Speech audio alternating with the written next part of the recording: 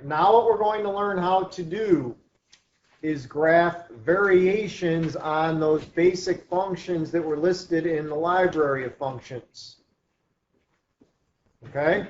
In other words, I might ask you to graph a function that is like the square function.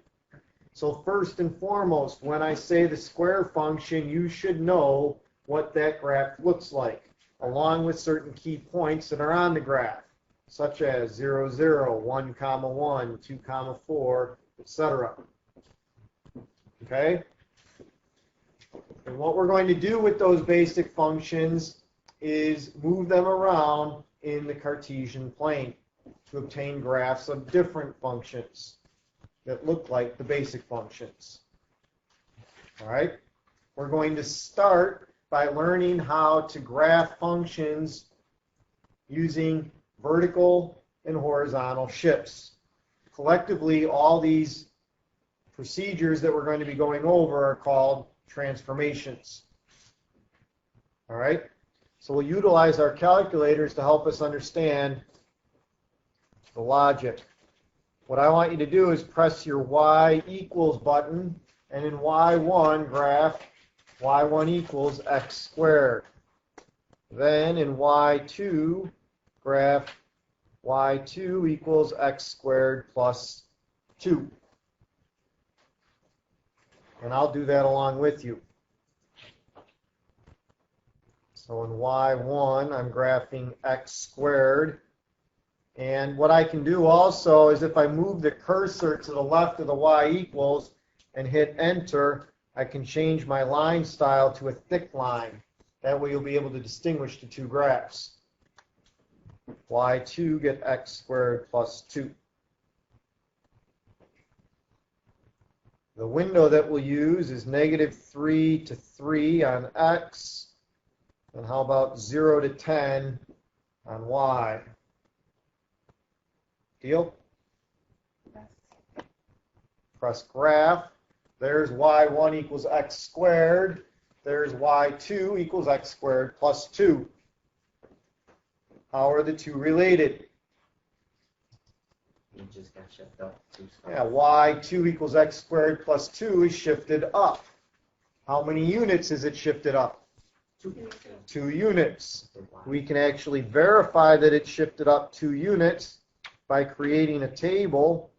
We'll start the table at -3, have the table's x values increase by 1, and have the independent variable on automatic. So start at -3, have delta table equal to 1, have the independent variable on automatic.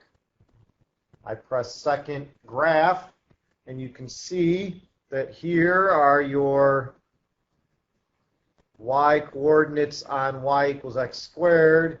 Here are the corresponding y coordinates on y2 equals x squared plus 2. We see that the y coordinates on y2 are 2 more than the y coordinates on y1. Right?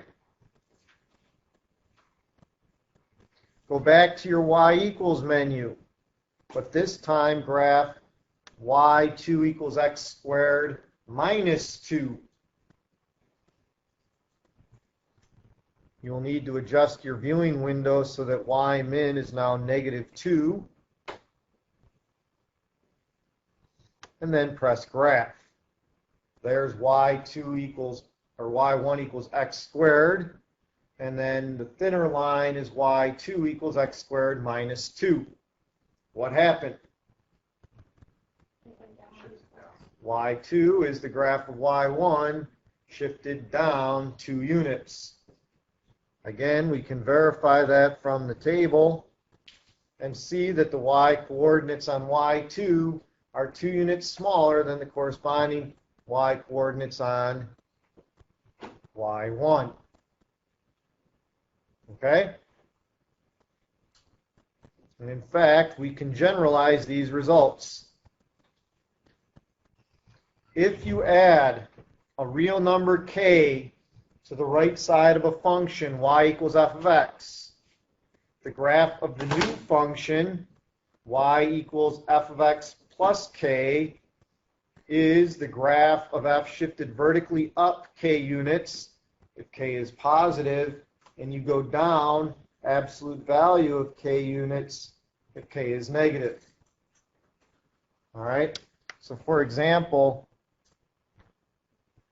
if you know the graph of y equals f of x, and I asked you to graph y equals f of x plus 5, what would you do? You would just shift this graph up 5 units. In other words, add 5 to each y coordinate on the graph of this function. Deal? If instead I asked you to graph y equals f of x minus 8, now what would you do? Yeah, take the graph of y equals f of x and shift it down 8 units. Put another way, you would subtract 8 from each y coordinate on the graph of y equals f of x. Make sense? Yes. All right, so that's shifting up and down. Now let's go back to our calculator. We're going to continue with y equals x squared, but in addition, we'll graph y equals x minus 2 all squared. See how this differs from the function before. Here, we're first going to subtract 2 from x and then square the result. Follow? Press graph. There's y equals x squared. There's y2 equals x minus 2 squared. What happens? Shifted to the right. How many units? 2 units. We can verify that by looking at a table. For example, when x is negative 2, y1 is 4. To get the same y value of 4 on y2, x is going to be 0, implying that I went 2 units to the right. Or as another example, when x is negative 1, y1 is 1. To get the same y value, x is going to be 2 units bigger. Another way to think about this. In y1, if x is 0, or if I want to square 0, I'm going to get 0 as output. Agree? What does x need to be in y2 in order to get 0 to be squared? 2. It has to be 2 units bigger because of the fact that I am subtracting 2 before I square. So because I'm always subtracting 2 from the x value needs to be 2 units bigger to get the same output. Does that make sense? And it's for that reason that the graph shifts to the right 2 units. Now let's try x plus 2 quantity squared. Graph that. There's y1 equals x squared. There's y2 equals x plus 2 quantity squared. What is the effect of adding 2 to x prior to squaring? Shifts to the left 2 units. And it's the exact same logic.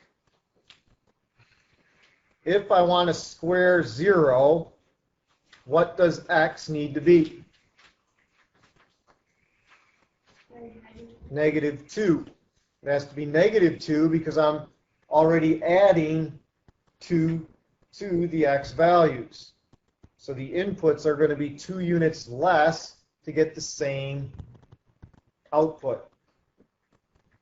With me? So that's why adding 2 causes you to shift to the left.